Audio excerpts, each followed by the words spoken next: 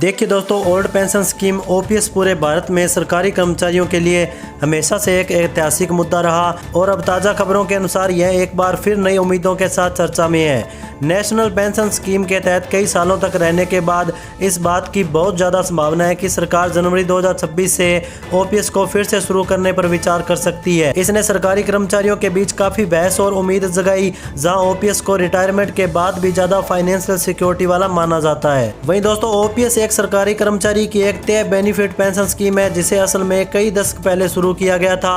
OPS में कर्मचारियों को रिटायरमेंट में एक तय मंथली पेंशन दी जाएगी और यह उनकी आखिरी सैलरी का लगभग 50% होगा, लेकिन इसमें रहने सहने के खर्च और दूसरे अलाउंस को एडजस्ट करने का प्रोविजन होगा जो उनकी पूरी जिंदगी चलेगा। दरअसल बहुत से कर्मचारियों के लिए ओपीएस एक बहुत ही आकर्षक पैकेज है और यह आराम और सुरक्षा देता है। मौजूदा एनपीएस सेटअप में रिटायर लोग अपने काम के सालों में इन्वेस्टमेंट करते रहे होंगे। हालांकि पेंशन की असली रकम मार्केट के परफॉर्मेंस से तय होगी।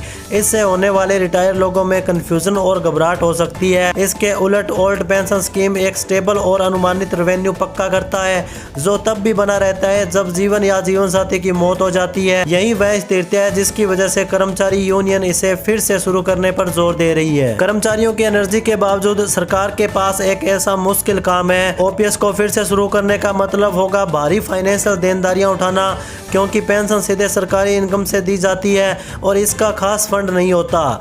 ओपीएस को फिर से शुरू करना उन असली कारणों में से एक है जिसकी वजह से इसे हटाया गया था।